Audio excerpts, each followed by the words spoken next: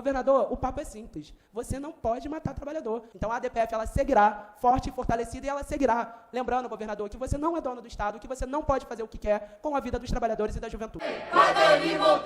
Boa tarde a todos e a todas que nos acompanham.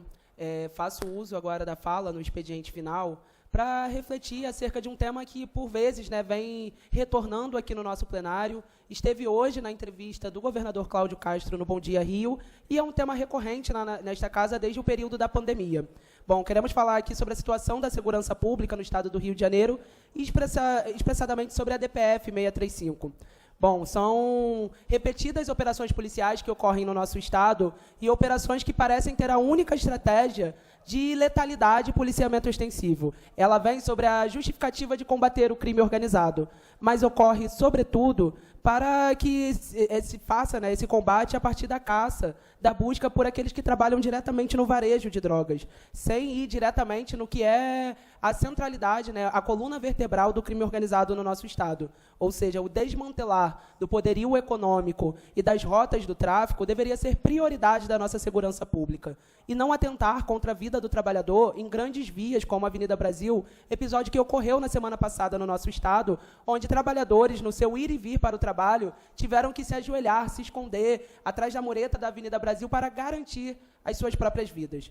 Bom, eu quero, na verdade, retomar esse debate do início. O conceito de segurança pública, ele não é a segurança de alguns em detrimento dos outros. Segurança pública é um conceito que garante a segurança cidadã de todos e todas e é o braço direto da manutenção dos outros direitos sociais. Então, não pode, não deve o governador ir em rede pública para defender operações que são sistematicamente desastrosas. Se hoje, por nosso Estado, passa uma reorganização do crime organizado nacional, não é com enfrentamento bélico que daremos conta disso. A ADPF 635, ela nada mais é do que um convite ao governador Cláudio Castro a repensar as suas estratégias no campo da segurança pública. Afinal, o que Cláudio faz, o que Witzel fazia, nem é novo. Só talvez seja novo o quanto que a espetacularização da violência da segurança pública elege e torna alguns políticos de extrema-direita popular. Porém, essa lógica bélica já fez com que o Estado brasileiro fosse condenado. A gente tem, um pouco mais de 2 décadas atrás, um episódio ocorrido em Nova Brasília, que foram dias de operação policiais que deixaram mais de 20 vítimas e um rastro de medo e terror por parte do Complexo da Penha. Então, hoje, o Estado brasileiro, ele, a partir do julgamento feito na OEA sobre esse caso Nova Brasília, ele foi condenado. E um dos elementos da condenação era a mudança da estratégia da segurança pública. Então, é a partir dessa condenação de Nova Brasília que diversos especialistas do campo da segurança pública, defensores e defensoras de direitos humanos, impetraram a ADPF 635 no STF. Uma ADPF que prevê estratégia para que operações policiais ocorram. Afinal, esse bang-bang desenfreado que acontece ora na Avenida Brasil, ora nos becos e vielas das nossas favelas, só leva vítimas inocentes ao óbito, só desmembra e desmantela famílias inteiras e é totalmente ineficaz no combate ao crime organizado. Não adianta a gente pensar, por exemplo, como acabar com o roubo de carros se a gente não entender que aquele carro roubado é levado para um ferro velho para desmonte. Não adianta perseguir apenas o ladrão que entra no carro dos outros e leva esse bem embora. É preciso agir com inteligência que o governador, inclusive, ignora no nosso debate orçamentário. Debatia aqui anteriormente o quanto que o investimento bélico, na lógica bélica da segurança pública, está expressa no orçamento, enquanto há um desinvestimento nas áreas de capacitação, treinamento dos policiais e também, sobretudo, na polícia técnico-científica, que é um braço basilar das investigações de uma polícia que se preza, uma segurança pública que prioriza a inteligência. Bom, a DPF 635, ela é, sobretudo, uma ferramenta que prevê essa mudança de estratégia por parte do governador e, sobretudo, para que tenha operações que sejam previamente avisadas ao Ministério Público, mas que também sejam previamente organizadas. A gente fala de uma DPF 635 que pode ser uma ferramenta fundamental de combate ao crime organizado. A gente fala de uma DPF 635 que pode reduzir a letalidade policial. Uma DPF 635 que, inclusive, protege a vida dos agentes de segurança pública que hoje são levados ao limite da sua humanidade ao promover as verdadeiras cenas de guerra que a gente vê no nosso Estado. A gente tem dados do GNI da UF que divulga a eficiência das operações policiais vem fazendo essa medição, deputado Yuri, para pensar o quanto que essas operações que trazem um rastro de medo e terror para os nossos trabalhadores fluminenses, se elas de fato trazem eficácia. A operação, por exemplo, que ocorreu na semana passada na Avenida Brasil, a medição de eficiência dela ficou na casa de 1,4.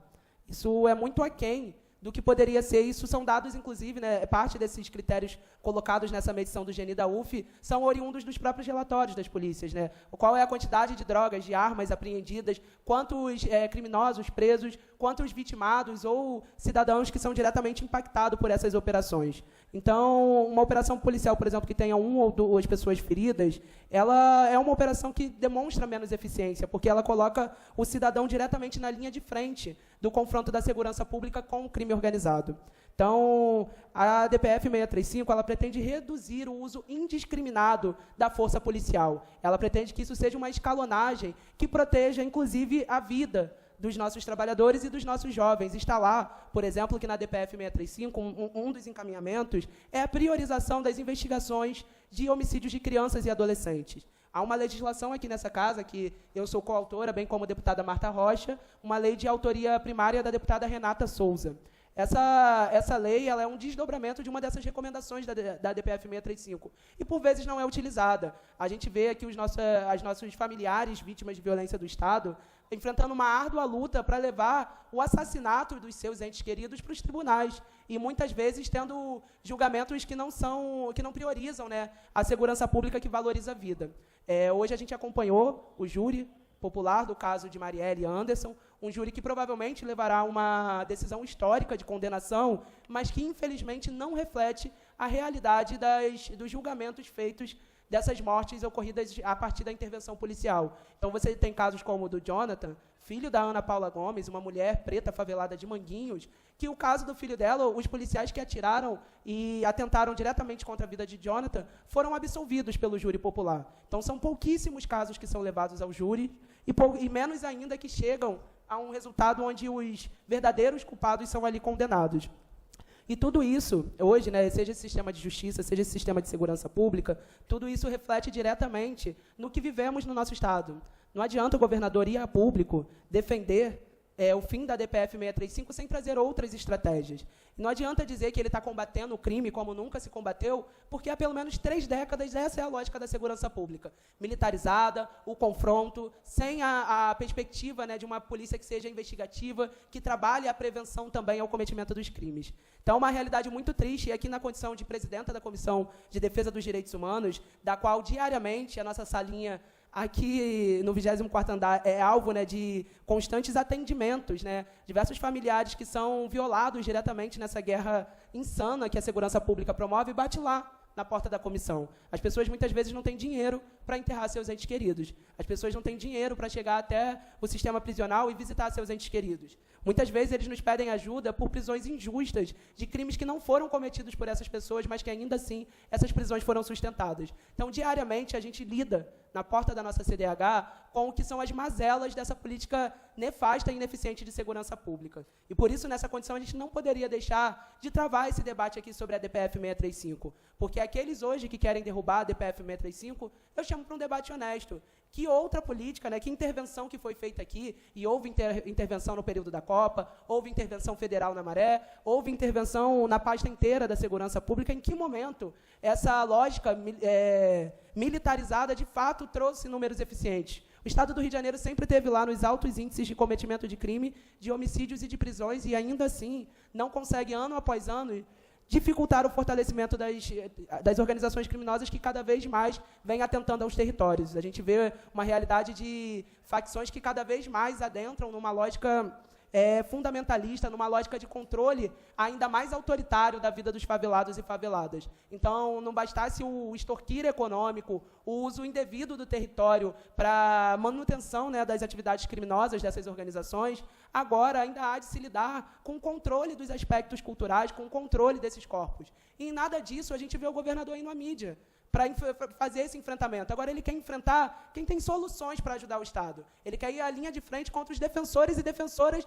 de direitos humanos desse Estado, com estes que historicamente defenderam a vida, defenderam a dignidade, que Cláudio Castro vê seus inimigos. É por isso que ele continua mirando errado e assassinando inocentes, porque ele vê dentro dos seus pares, dentro daqueles que querem sim o bem do Estado, inimigos. E os verdadeiros inimigos, por vezes, não são perseguidos, né? O programa Cidade Integrada é uma outra falácia. Ele não integra a comunidade do Jacarezinho, ou mesmo da Musema Cidade, ele não traz dignidade a esses territórios e, sobretudo, ele não acabou com o controle do crime organizado nessas regiões. A gente quer defender, sim, aqui a manutenção da DPF 635, mas, sobretudo, defender uma política de direitos que valorize a vida. É isso que todos os especialistas e defensores e defensoras de direitos humanos trataram ao levar a DPF 635 ao Supremo, almejavam. É simples, a gente quer o bem viver de todos e todas desse Estado e não apenas uma segurança pública que fortalece e valoriza alguns, que faz com que políticos de extrema-direita cheguem ao poder. A gente quer, de fato, uma segurança pública cidadã. Então, tenho muito orgulho de ser também parte autora, ser ali amicus curiae da DPF 635. O pessoal tão logo foi informado da DPF, tão logo adentramos nessa ação e seguiremos aqui defendendo que matar cidadão, perseguir cidadão, vitimar cidadãos, colocar em plena Avenida Brasil uma lógica, né, policialesca é, sim, um descumprimento de preceito fundamental da nossa Constituição. Portanto, a DPF 635 é mais do que legítima. Governador, o papo é simples. Você não pode matar trabalhador. Você não pode colocar as forças de segurança a mirar na cabecinha da juventude ou dos favelados e faveladas. Os trabalhadores podem e devem ter o seu direito de ir e vir, sobretudo pela garantia do próprio direito ao trabalho, de circular pela cidade. Então, é inadmissível que você vá a público falar que não é descumprimento de preceito fundamental constitucional matar civis, matar inocentes, colocar uma lógica de medo e terror na cabeça do trabalhador. Isso, sim, é um descumprimento e isso, sim, faz com que a DPF tenha, sim, chegado ao final, tenha sido exitosa, tenha contado com uma maioria do colegiado daqueles que são a maior autoridade judicial do nosso país. Então, a DPF ela seguirá forte, fortalecida e ela seguirá. Lembrando, governador, que você não é dono do Estado, que você não pode fazer o que quer com a vida dos trabalhadores e da juventude.